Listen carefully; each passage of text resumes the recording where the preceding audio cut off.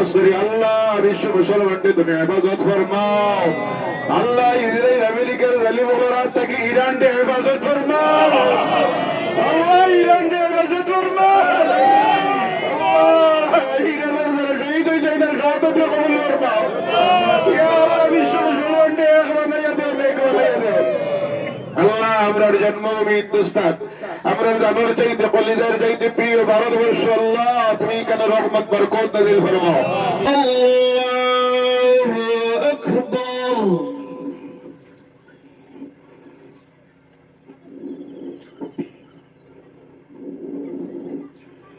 سمع الله لمن حمده.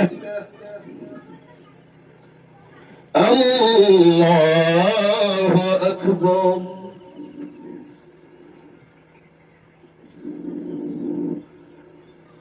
الله أكبر. الله أكبر. যেভাবে আজ ইরানের বিরুদ্ধে চলে সেইভাবে এই দেশের মুসলমানের একদিন এই অবস্থা হবে। আল্লাহ আমরা এক এবং নেক হওয়া ঐক্যবদ্ধ থাকার তৌফিক যেন দেশের হোক। আল্লাহুম্মা আমিন। আল্লাহ রাসূলের সুন্নাত ওটা সুবহানাল্লাহ সুবহানাল্লাহ। মানে এক লোকে সারা মানুষ যদি এক দিকে হামানিক লাগেন গেদারে গই যাইব। এর কারণে এক গরো অগুবাই হামাইবা, এক গরো অগুবাই যারা হামাইবা নবীর সুন্নাতের অগুবাই বার হইতে, অগুবাই যারা হামাইবা বার হইতে, অগুবাই বার হইতে। মানে গেদারে গইতো না, ফিতনার সৃষ্টি হইতো না। আল্লাহ আমরা সকল প্রকারের ফিতনার থেকে হেফাজত করুক। সবাই আল্লাহুম্মা আমিন। এখানে হওয়ার আমরা আল্লাহ নিয়ে একত্রিত করার উদ্দেশ্য হইল মহব্বত, ভালোবাসা, ভ্রাতৃত্ববোধ, মানবতা, যেটা ইসলামী আমরা শিখাইছে ওটার পরিচয় দেওয়ার লাগে দুনিয়ার মানুষের সামনে। এই পরিচয় দেওয়ার লাগিয়া যে সারা দুনিয়ার মুসলমান এক। সুবহানাল্লাহ। ইসলামের শিক্ষা হইল সমস্ত মুসলমান এক। আর আল্লাহ কইতে ওয়াতাসিমু বিহাবলিল্লাহি জামিআন ওয়া লা তাফাররাকু। বর্তমানে এই পৃথিবীর মুসলমানের জন্য সবচেয়ে প্রয়োজন হইল এই আয়াতের উপরে আমল করা। কথা বোঝা যায়? জি, আল্লাহ বলতে পৃথিবীর মুসলমানের সবচেয়ে যে করুণ অবস্থা আজকে চলে, এর এক নম্বরের কারণ হইল আমরা দলে দলে বিভক্ত হয়ে গেছি। ধর্মীয় অঙ্গনে, রাজনীতির অঙ্গনে দলে দলে বিভক্ত হওয়ার কারণে আজ পৃথিবীতে আমরা নির্যাতিত, অত্যাচারিত, লাঞ্ছিত। আমরা ঐক্যরে বহাল রাখার লাগে আল্লাহ আমরা একবার বৎসর সারা পৃথিবীর থেকে নিয়ে জমা করেন যে ময়দান, এর ময়দানের নাম হইল আরাফাতের ময়দান। সুবহানাল্লাহ। আর বৎসরে যে ময়দান আনি আল্লাহ একত্রিত করে এটার নাম হইল ঈদগার ময়দান, যেখানে আজকে আমরা উপস্থিত হয়েছি। মুসলমান এই কঠিন সময়ে যদি কওম একত্রিত না হয়, ইসলামের সবচেয়ে বেশি ক্ষতি যারা করছে ইহুদি, নাসারা, কাফের, মুশরিক তারা নাই। একটা সম্প্রদায় আসলো মুসলমানের মধ্যে যারা নাম আসলো মুনাফিক হল। কারা? মাতই না কারা? মুনাফিক কারে হয় বর্তমান পৃথিবীতে দেখতে আর অসুবিধা নাই। বর্তমান পৃথিবীর সবচেয়ে জালেম রাষ্ট্র ইসরায়েলের আমেরিকা যুদ্ধ চলের ইরানের লগে, আর তখন পরিষ্কার হয়ে গেছে মুনাফিক কারা। কথা বুঝা যায়? এই মুনাফিকের সংখ্যা এখন দিন দিন বাড়তে আছে। আমরা সমাজও আছে না নাই? জি, এরাই সবচেয়ে বেশি ইসলামের ক্ষতি করছে নবীজির জামানায়। আর বর্তমান পৃথিবীতে ইসলামের সবচেয়ে বেশি ক্ষতি করে এইসব মুনাফিক হলে আল্লাহ আমাদের মুনাফিকের রূপ থেকে হেফাজত করুক। বিশ্ব মুসলমানকে এক হওয়া। ধর্মীয় বিষয়ে আমরা বিভিন্ন মতভেদ থাকতে পারে, বিভিন্ন সংগঠন বিভিন্ন জনে আমরা করি, কিন্তু বর্তমান সময়ের দাবিতে যার যার আকীদা যেটা, সংগঠন যেটা কাজ করতে পারি সেই আকীদার উপর থাকতে পারি। কিন্তু আমরা ঐক্য যেটা কালিমার দাওয়াতে ইসলামের ব্যাপারে আমরা সব ঐক্যবদ্ধ থাকতে হবে। আমরা আসি না নাই? তৎসঙ্গে রাজনীতির ময়দানে যদি এই কওম এখন পর্যন্ত ঐক্যবদ্ধ না হয়, যেভাবে আজ ইরানের বিরুদ্ধে চলে সেইভাবে এই দেশের মুসলমানের একদিন এই অবস্থা হবে। আল্লাহ আমরা এক এবং নেক হওয়া ঐক্যবদ্ধ থাকার তৌফিক যেন দেশের হোক। আল্লাহুম্মা আমিন। এরপরে আল্লাহ পাক রব্বুল ইজ্জতের এই যে রমজান আমরার কাছে রোজা এসে, রোজা আজকে বিদায় নিছে গতকালকে আমরার কাছ থেকে ইফতারের মাধ্যমে, কিন্তু এই রোজায় আমরা 5টা জিনিস হাদিয়া, উপহার, গিফট আমরা দিয়া গেছে। সুবহানাল্লাহ। কয়টা? কয়টা? 5টা। এই উপহার যেগুলো দিয়া গেছে ওপরে নিতানি রাজি আছেন নানি? জি সব রাজি আছেন? কারা কারা দিকে একটা হাত উঠাই না হোক নারায়ে তাকবীর, নারায়ে তাকবীর, দিন ইসলাম, দিন ইসলাম, নারায়ে তাকবীর, দিন ইসলাম, দিন ইসলাম। আপনারা এক নম্বরে রোজায় আমরা রে গিফট কটা দিয়া গেছে, সিয়াম, রোজা রাখা, রোজা রাখার শিক্ষা দিয়া গেছে। আমরা মনে করিনি রোজা মাস খালি রোজা রাখা না, রোজার বাদে, রোজা মাসের বাদে রোজা আছে না নাই? জি আজকের বুধবার মধ্যে হাদিস আর আল্লাহ রাসূল সাল্লাল্লাহু আলাইহি সাল্লামে ফরমাইছিলেন কোন মানুষ যদি শাওয়াল মাসের মধ্যে 6টা রোজা রাখে, কয়টা? 6টা রোজা যদি রাখে, গোয়া কি 1 বছর নফল রোজা রাখলো, সুবহানাল্লাহ। এবং আল্লাহ তার 1 বছরের আমলনামার গুনাহে আল্লাহ মাফ করে দিলেন, সুবহানাল্লাহ। এতে বোঝা গেল রোজা মাস যাওয়ার বাদেও রোজা আছে না নাই? ও রোজা রাখার অভ্যাস তৈরি করাইয়া রোজায় যার কর, আমি তোমরা 1 নম্বরের গিফট দিয়া যাই আর রোজা রাখা। এই 6টার ব্যাপারে ফুকাহায়ে কেরাম নিয়ে লেখরা যে ঈদুল বাদর দিন থেকে 1 নাগাড়ে রাখতো না ফাঁক রাখে রাখলে হইব, বলে হ্যাঁ ফাঁক রাখে রাখলে হইব। আরেক মাসলা হয় যে অনেক মানুষের রোজা কজা আছে, মা বোন নকলের স্বাভাবিক তো কজা আছে, কজাটা আগে রাখতো না ও 6টা আগে রাখতো।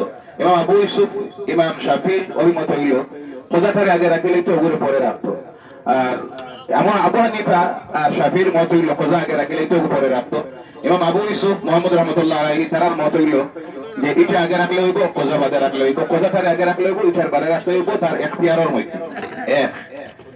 এরপরের মাস এই জুল কায়দা, এরপরেরটা জিলহজ, 9 তারিখ আরাফাতের রোজা। আল্লাহ নবী ফরমাইতেন কেউ যদি ইয়াউমুল আরাফা রোজা রাখে তাহলে আল্লাহ তার জীবনের পিছনের 1 বছর আগের 1 বছরের গুনাহ আল্লাহ মাফ করে দিলেন, সুবহানাল্লাহ। এরপরের মাস আর মুহররম 10 তারিখের রোজা। নবীজি ফরমাইতেন যে নফল রোজার মধ্যে সবচেয়ে ফজিলত বরকতের রোজা হইল মুহররম মাসের 10 তারিখের রোজা। মানে রোজার শেষ নাই, রমজানের পরে প্রত্যেক মাসে রোজা আছে। আল্লাহর হাবিবের আমল আসলো প্রতি মাসে 13, 14, 15 তারিখ নবীজি রোজা রাখতা। ওই রোজাটার আমল আমরা রে হিকাইয়া দিয়া যায়। 1 2 নম্বরে রোজায় আমরা রে হিকাইয়া দিয়া যাব কিয়াম, দাঁড়ানি। কি দাঁড়ানি? আল্লাহর সামনে দাঁড়ানি। এখান দিয়ে আমরা অভ্যাস শিখাইয়া দিয়া যায়। রাত 20 রাকাত তারাবির নামাজ আমরা অভ্যাস তৈরি করাইছি, আল্লাহর সামনে উবানি করেছি। আইস্তা কিয়া এও বাদ দিতাম না, যেগুলো শিখাইয়া দিছে ওগুলো রইতাম। কোন ভাত আইস্তা কি নামাজ শেষ না, যেগুলো রোজাইয়া শিখাইয়া দিয়া গেছে আমরা উবানি রে আল্লাহর সামনে 20 রাকাত তারাবি, তাহাজ্জুদ, 5 ওয়াক্তের নামাজ ও রোজা পর গিফট দিয়া যায় আর শিখাইয়া দিয়া যায় আর ওগুলো উপরে কায়েম থাকতাম। আল্লাহুম্মা আমিন। কিন্তু আফসোস বহুত মসজিদ হইতে পারে আজকে হজরের সময় আজান হইছে, আর এলা বহুত মসজিদ আইস্তা কি হই যাইব যেন ইমাম সাহেব, খাদিম সাহেব, কমিটির দ্বারা তারা তো নামাজ মাহফুজ নাকি তা কই জিনি এলা বহুত কমিটি আছে না নাই? আইস্তা কি বিদায় তারা আর শুক্রবারে আমার চোখ করে দেখা দিবে প্রেসিডেন্ট সেক্রেটারি খারাপ পাইবে না, অনেকে খারাপ পাই না, আমি কিছু করা মাতি দিই। বিচারও স্যার থাকলে কোনো বউ সাড়াসাড়ি মাসলা যদি থাকে, ওটা থাকে, দরবার থাকে, ও তারা ডিউটি হইল হবু, বাকি তো ইমাম সাহেব, খাদিম সাহেব। আল্লাহর ওয়াস্তে ইগলিংটা করবা না, মসজিদের আইস্তাকে খালি ফেলাইবা না। যারা রোজা মাস মসজিদে রিজেক্ট দিচ্ছেন পুরো বছরটা এলা রিজেক্ট দেওয়ার আল্লাহ জানা তৌফিক দেয়, সর্বক আল্লাহুম্মা আমিন। জি 3 নম্বরে রোজায় আমরা শিখাইয়া দিয়া যাব তাকওয়া, আল্লাহর ডর, ভয়, যেটা রোজা মাস আমরা ভিতরে আইছিল। দুনিয়ার সব আল্লাহর নাফরমানি কামরে আমরা বাদ দিলাইছি, দিয়ে আল্লাহর ডরে আর ভয়ে 5 ওয়াক্তের নামাজ, তারাবি, তাহাজ্জুদ, মদ, সুদ, ঘুষ, জিনা, পরনিন্দা, সুবলগুরি সব বাদ দিয়া তাসবিহ, তাহলিল, তিলাওয়াত, জিকির আজকার ওর মধ্যে যে কাটাইছি আল্লাহর ডরে আর ভয়ে। রোজা পর আপনার হিকাই দিয়া যায় আর ওখানে ইন্টার উপরে কায়েম থাকিও। জেলা রোজা মাস আল্লাহর ডর ভয় দিল আসলো, সারা বছরটা যেন ওখান দিলর মধ্যে থাকে। আল্লাহুম্মা আমিন। 6 নম্বরে রোজায় আমরা হিকাইয়া দিয়া যাব দান খয়রাত, যেটা হইল ফিতরার মাধ্যমে অনেকে যাকাত হলডো আদায় করছেন। ওই যে রোজায় আমরা দান খয়রাতের সিস্টেম শিখাইছি, যেটা হইল গিয়া ফিতরা, যাকাত। সারা বছর যেন আমরা এইভাবে দান খয়রাত করতে পারি, ওটা রোজায় আমরা শিখাই দিয়া যান। 5 নম্বরে শিখাইয়া দিয়া যান আল কোরআন।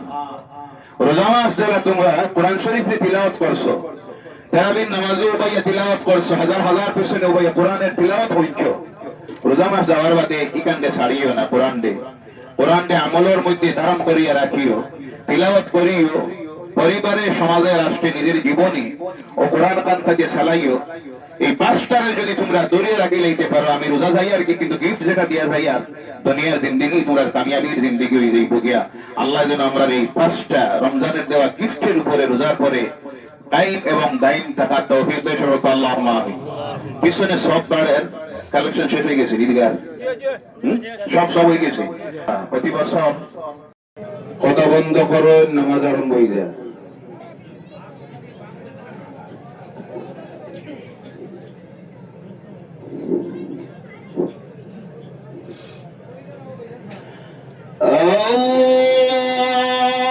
আল্লাহু আকবার।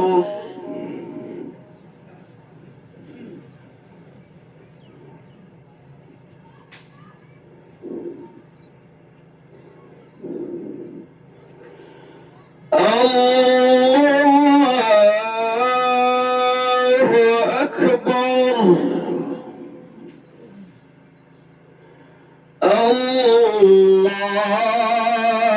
Allahu Akbar.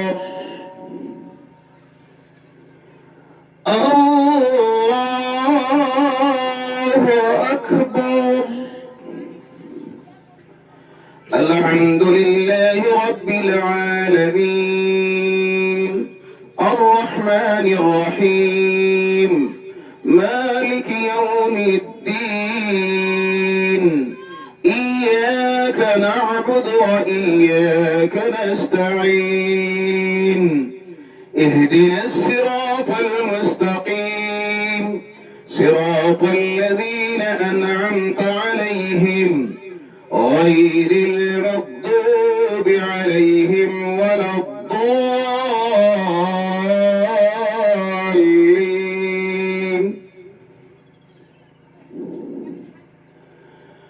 الرحمن علم القرآن خلق الإنسان علمه البيان الشمس والقمر بحسبان والنجم والشجر يسجدان والسماء رفعها ووضع الميزان ألا تطغوا في الميزان وأقيموا الوزن بالقسط ولا تخسروا الميزان والأرض وضعها للأنام فيها فاكهة والنخل ذات الأكمام والحب ذو العصف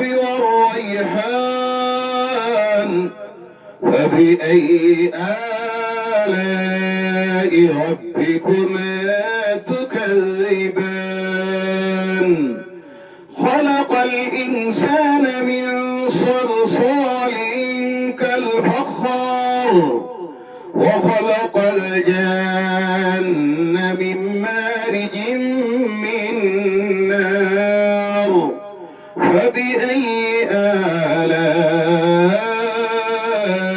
ربكما تكذبان. الله أكبر.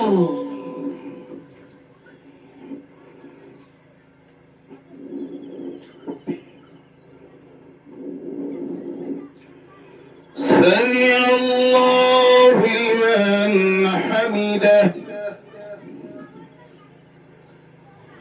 الله أكبر.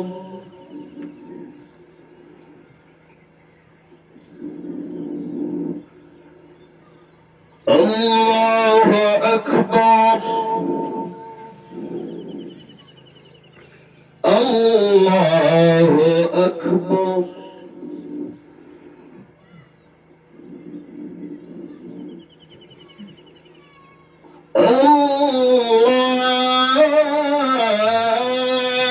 الله أكبر.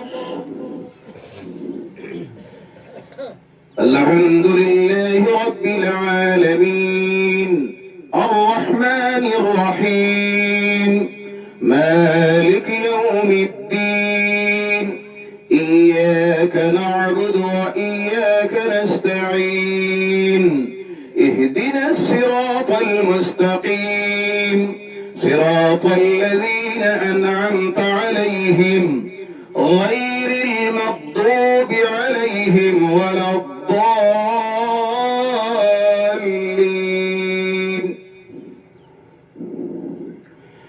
رب المشرقين ورب المغربين فبأي آلاء ربكما تكذبان مرج البحرين يلتقيان بينهما برزخ لا يبغيان فبأي آلاء ربكما تكذبان يخرج منهما اللؤلؤ والمرجان فبأي آلاء ربكما تكذبان وله الجوار المنشآت في البحر كالأعلام فبأي آلاء ربكما تكذبان. الله أكبر الله أكبر الله أكبر الله أكبر.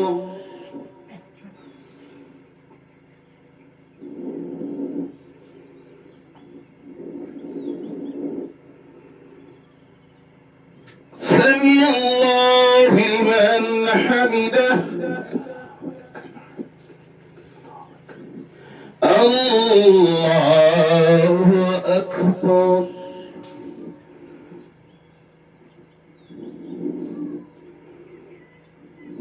الله أكبر الله أكبر.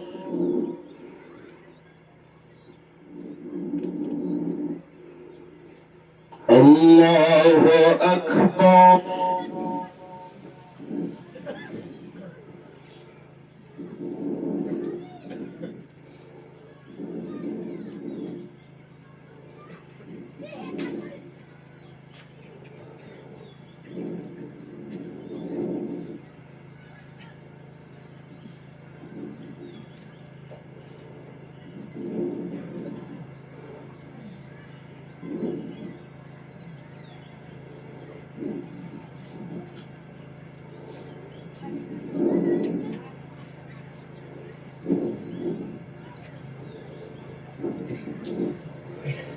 السلام عليكم ورحمة الله.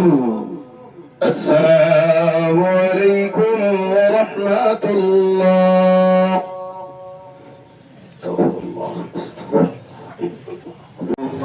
الله أكبر ولله الحمد. الله أكبر الله أكبر لا إله إلا الله والله أكبر الله أكبر ولله الحمد. الله أكبر الله أكبر لا إله إلا الله والله أكبر الله أكبر ولله الحمد. الله أكبر الله أكبر لا إله إلا الله والله أكبر الله أكبر ولله الحمد. الحمد لله جليل الأكبر الذي لا رد لما قدر ولا دافع لما أراد من نفع أو ضرر خالق الجن والبشر رافع السماء بغير عمد ينسر ومزينيها بكواكب يهتدي بها من استبصر الغالب على ما بطن وزهر أشهد أن لا إله إلا الله وحده لا شريك له ولا ضد له ولا ملجأ من دونه ولا مفر، وأشهد أن سيدنا ونبينا ومولانا محمدا عبده ورسوله وصفيه وخليله سيد الخواص ولب الخير، بعثه الله نبيا ورسولا يعلم أن يومكم هذا يوم عظيم وعيد مبارك كريم. ليس العيد لمن لبس الجديد، إنما العيد لمن خاف يوم الوعيد. ليس العيد لمن تبخر بالعود، إنما العيد لمن تاب ولا يعود. ليس العيد لمن نسب القدور، إنما العيد لمن سعد بالمقدور. ليس العيد لمن ركب المطايا، إنما العيد لمن ترك الخطايا. واعلموا أن يومكم هذا يوم عظيم موقر وعيد كريم موقر. وعن النبي صلى الله عليه وسلم قال لم يزل صومكم معلقا بين السماء والأرض إلى أن أحدكم يودي الزكاة صومه كما جاء في الخبر. اغفر لنا ما تقدم من ذنبنا وما تأخر برحمتك يا أرحم الراحمين، والحمد لله رب العالمين. أعوذ بالله من الشيطان الرجيم. فإذا برق البصر وخسف القمر وجمع الشمس والقمر يقول الإنسان يومئذ أين المفر. أنه تعالى جواد كريم مليك بر رؤوف رحيم. الحمد لله حمدا كثيرا كما أمر، واشهد أن لا إله إلا الله وحده لا شريك له إرغاما لمن جهد به وكفر. واشهد أن سيدنا ونبينا وحبيبنا ومولانا محمدا عبده ورسوله سيد الخلائق والبشر. اللهم صل وسلم وبارك على سيدنا ونبينا ومولانا محمد وعلى آله وأصحابه مصابيح الغرر. عباد الله، اتقوا الله تعالى من سماء اللغو وفضول الخبر، وانتهوا عما نهاكم عنه وجزر. واعلموا أن الله أمركم بأمر بدأ فيه بنفسه وسنى بملائكته مسبحة لقدسه، وثلث بكم أيها المؤمنون من برية جنه وإنسه، فقال تعالى مخبرا وآمرا: إن الله وملائكته يصلون على النبي يا أيها الذين آمنوا صلوا عليه وسلموا تسليما. اللهم صل وسلم وبارك على سيدنا ونبينا ومولانا محمد نور القلب وقرة العين، وعلى آل محمد صلى الله عليه وسلم، خصوصا منهم ذي العسل العريق أمير المؤمنين سيدنا أبي بكر الصديق، أمير المؤمنين سيدنا أبي حفص عمر بن الخطاب، أمير المؤمنين سيدنا عثمان بن عفان، أمير المؤمنين سيدنا علي بن أبي طالب، وعلى ولدي السيدين أبي محمد الحسن وأبي عبد الله الحسين، وعلى أمهما فاطمة الزهراء، وعلى عميه المعزمين عند الله والناس المطهرين من الدنس واللرجاس أبي عمارة الحمزة وأبي فضل العباس، وعلى تمام العشرة المبشرة صلاة وسلاما دائمين متلازمين إلى يوم الدين. اللهم أعز الإسلام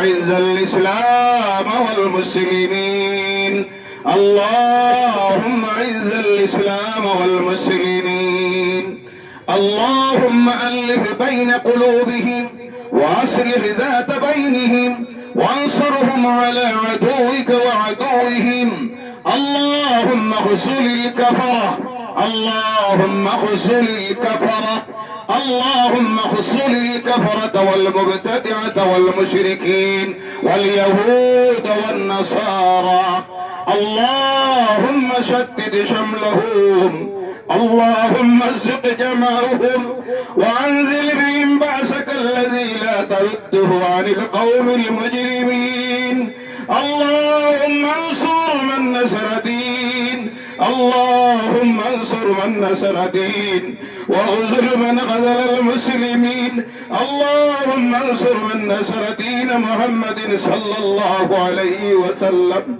واغزل من غزل دين محمد صلى الله عليه وسلم اللهم انصر الإسلام والمسلمين اللهم انصر المجاهد الدين في كل مكان اللهم احفظ البلاد المسلمين اللهم احفظ الملوك المسلمين واجعل اللهم آمنة مطمئنة سائر بلدان المسلمين واكتب اللهم الستر والسلامة والعافية علينا وعلى عبيدك العزاز والغزاة والمسافرين في برك وبحرك من أمة محمد أجمعين ربنا آتنا في الدنيا حسنة وفي الآخرة حسنة واغفر للمؤمنين والمؤمنات والمسلمين والمسلمات الأحياء منهم والأموات اللهم لا تقتلنا بغضبك اللهم لا تقتلنا بغضبك اللهم أجرني من النار اللهم إنك عفو تحب العفو فاعف عنا يا كريم الحمد لله رب العالمين أعوذ بالله من الشيطان الرجيم إن الله يأمر بالعدل والإحسان وإيتاء ذي القربى وينهى عن الفحشاء والمنكر والبغي يعظكم لعلكم تذكرون واذكروا الله يذكركم وادعوه يستجب لكم ولذكر الله تعالى أعلى وأولى وأعز وأجل وأهم وأتم وأكبر سيدنا ومولانا محمد اللهم صل على محمد وعلى آله سيدنا ومولانا محمد اللهم صل على وعلى آله سيدنا ومولانا محمد জীবনের সমস্ত গুনাহ ইয়াদ করে দিল মন্ডে নরম করে পড়ো আস্তাগফিরুল্লাহ ইন্নাল্লাহা গফুরুর রহিম আস্তাগফিরুল্লাহ ইন্নাল্লাহা গফুরুর রহিম আস্তাগফিরুল্লাহ ইন্নাল্লাহা গফুরুর রহিম আস্তাগফিরুল্লাহ রাব্বি من كل ذنب واتوب إليه أستغفر الله العظيم الذي لا إله إلا هو الحي القيوم واتوب إليه أستغفر الله الذي لا إله إلا هو الحي القيوم واتوب إليه ولا حول ولا قوة إلا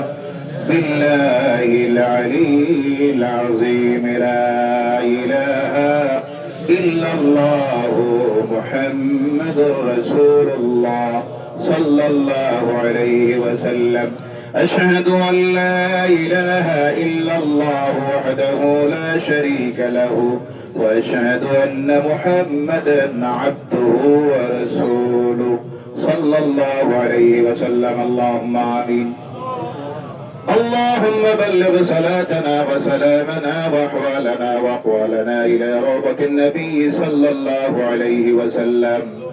اللهم صل على محمد وعلى آل محمد كما صليت على إبراهيم وعلى آل إبراهيم. اللهم بارك على محمد وعلى آل محمد كما باركت على إبراهيم وعلى آل إبراهيم إنك حميد مجيد.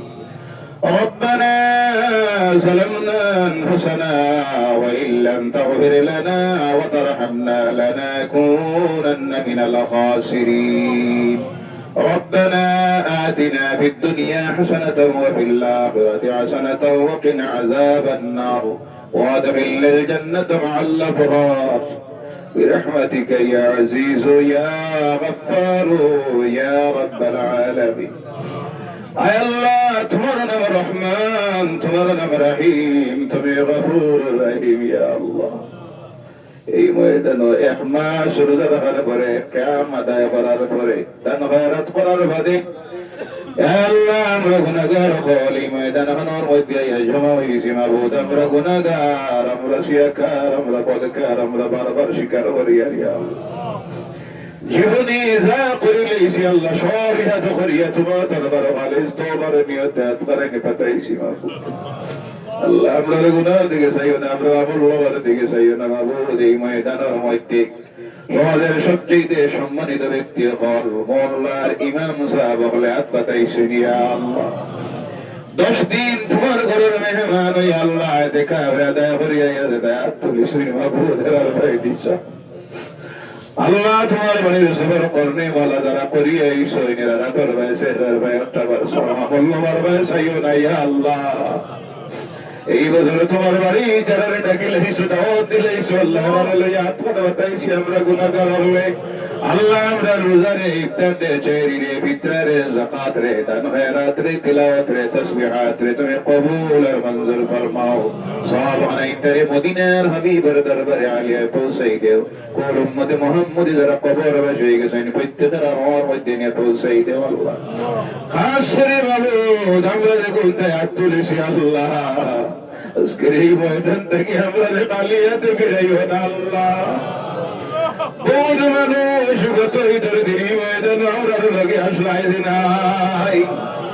আগামী বছর ঈদের ভিতরের দিন এই ময়দান আমরা থাকবো না, কবরের গাড়াত কেউ জানি আর নাই। আল্লাহ, আল্লাহ, আমরার মধ্যে তোমার রহমত নাযিল ফরমাও। আমরা আমল নামার জিন্দেগির গুনাহ গন্তরে মাফ করে দিয়া এই ময়দানের থেকে আমরা বিদায় দেও। মাহবুব আল্লাহ, তোমার দরবার থেকে যদি খালি ফিরিয়ে যাই গোলাম হলোর আর তো যাওয়ার জায়গা নাই। ইয়া আল্লাহ, যখন তাই হাত তুলেছি আল্লাহ, তোমার দরবার আরো করিয়া আর নিজের মারে কবরের গাড়াত কোথাইতেছি। আল্লাহ, নিজের হাতে নিজের বাপ নিয়ে কবরের গাড়াত কোথাইতেছি।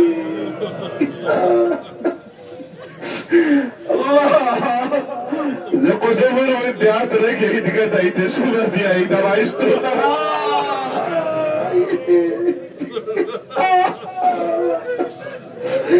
আল্লাহ, আপনার কথা বলে আপনার বাবা আপনার কবরের গাড়া আটকাইতেই হবে। আল্লাহ, হাজার হাজার মানুষের মধ্যে সব তো আমার মতো না করবেন না, লাই খুলে গেল। আল্লাহ, তোমার অভিজ্ঞ আলিসান ওলামায়ে কেরাম হলে হাত বাতাইছেন। যার বয়স আইলে তোমার রহমতের দরিয়ায় জোশ মারে। অনেক দেড় বয়স আইয়া আপনার মা বাবার মাফ করে দেও। আল্লাহ, আজ থেকে বহুত কবরের মধ্যে তোমার আজান আরো করি যাইব। বাবু আল্লাহ, আপনার মা বাবার কবর তো যখন আগুন খান আর জ্বালাইও নাই। আল্লাহ, যদি আল্লাহ আপনার দাদা দাদি নানা নানি আত্মীয়স্বজন ভাই বোন সকল প্রতিবেশী মহল্লাবাসী এলাকাবাসী মায়ের মানুষ সকল আল্লাহ যত মানুষই মাদ্রাসা হলো এইদিকে আর মধ্যে দান খয়রাত পত্র হাজার হাজার টাকা খোয়ার লগে লগে এটা দিলাই দিয়া আল্লাহ আল্লাহ এদের সব মুর্দা আমার মধ্যে পৌঁছাই দেও। আল্লাহ তার রুজিতে বরকত দেও, হায়াতে বরকত দেও, মামার মধ্যে বরকত দেও, খায় খারবারের মধ্যে বরকত নাজিল ফরমাও। অনেক মানুষ হাজার হাজার টাকা দিয়েছেন আল্লাহ ঈদগার লাগিয়ে এইটারে কবুল ফরমাও। বেমারির লাগি দোয়া চাইছেন শিফা হাজারা দেও। আল্লাহ বাংলার আদালত থেকে আপনার দোয়া চাইতে আল্লাহ দোয়া শরীক হইতে তারা মাফ করবে দিলেন নেক আসে বাবা সিদ্ধ রব্বুল আলামিন তোমার ওয়াহি দাওয়াতি জাত আল্লাহ তাআলা সহি সালামতে নিয়ে পৌঁছে হজ্জ মাবরুর হজ্জ মকবুল জিয়ারত মকবুল নসিব করিও আমরা যখন তারার লাগি হাত তুলেছি আল্লাহ আল্লাহ আমাদের কাদের মধ্যে যত দিনের রহমের কাপড় লাগাই লাইছে না অত তো আলমের মধ্যে ঢুকাই লাগাই اللهم لبيك لبيك لا شريك لك لبيك إن الحمد والنعمة لك والملك لا شريك لك كويس الله من القعر البيت قبر القبر لك إلا يسر لأن والله قلت بابا زوار كنت بسر زوار بمستوى نقلت يا الله মারুন যারা বাড়িতে হাত তুলেছেন আল্লাহ তাআলা মাফ ফরমাও আজ করি আল্লাহ বিশ্ব মুসলমানদের তুমি হেফাজত ফরমাও আল্লাহ ইসরাইল আমেরিকার জালিম ওমরাত থেকে ইরানকে হেফাজত ফরমাও আল্লাহ ইরানকে হেফাজত ফরমাও আল্লাহ ইরানের যারা শহীদ হয়ে যায় তার শাহাদাতকে কবুল ফরমাও ইয়া আল্লাহ বিশ্ব মুসলমানদের এক বানাইয়া দাও নেক বানাইয়া দাও আল্লাহ আমরার জন্মভূমি হিন্দুস্তান আমরা জানার চাইতে কলিজার চাইতে প্রিয় ভারতবর্ষ আল্লাহ তুমি কেন রহমত বরকত নাযিল ফরমাও সমস্ত গুজরাট ওয়ালিয়াত থেকে আমরার জন্মভূমি ভারতের হেফাজত ফরমাও আল্লাহ বিভিন্ন ধর্মের মানুষ আমরা এই দেশের মধ্যে শান্তিতে বাস করতে পারি পরিবেশ শান্তি ফিরাই দেও আল্লাহ হিংসা বিদ্বেষ আমরা আমাদের থেকে দূর করে দেও প্রত্যেকটা ধর্মের মানুষ মিলিমিলি ভাই ভাই হিসেবে আমরা এই দেশে থাকতে পারি দেশের উন্নয়নের লাগে কাজ করতে পারি তৌফিক দেও যারা আল্লাহ এই দেশে অশান্তি তৈরি করতে চায় আল্লাহ এদের ধ্বংস করে দেও যারা বিভেদ তৈরি করতে চায় মানুষের মধ্যে আল্লাহ এদের তুমি হেদায়েত নসিব ফরমাও আল্লাহ আশামত জমিনে শান্তি ফিরাইয়া আনো ইয়া আল্লাহ আল্লাহ এই দেশের মুসলমানকে এক আর নেক বানাইয়া দেও ইয়া আল্লাহ আল্লাহ এই জমিনে আমরা চিরস্থায়ী নিয়ে যাওয়া লাগবো আল্লাহ যাওয়ার সময় এখন বড় কঠিন সময় আল্লাহ আমরা তুমি ইমানের উপরে সময় এখন সাবিত কদম রাখিও যত মানুষ এই দিকের লাগে খেদমত করে করে কবর বসে গেছেন আল্লাহ এখান তারা তার লাগে নাজাতের জরিয়া বানাই দেও যারা খেদমত করতে আরো বেশি করে দিলে যেন খেদমত করার তৌফিক দেবে আল্লাহ আল্লাহ এই জমিন থেকে যখন যাওয়ার সময় এই রাস্তাঘাট বলাই আমরা মারিও না আল্লাহ জীবনের শেষ সময় খান নূরের নবী আমরা নয়নের সামনে হাজির করে দিও আল্লাহ আমরা জবান খান্তা দিয়ে দুনিয়ার জীবনের শেষ কথা খান বারবার জারি রাখিও লা ইলাহা ইল্লাল্লাহু মুহাম্মাদুর রাসূলুল্লাহ সাল্লাল্লাহু আলাইহি ওয়াসাল্লাম وصلى الله تعالى على خير خلقه محمد وآله وأصحابه أجمعين آمين آمين برحمتك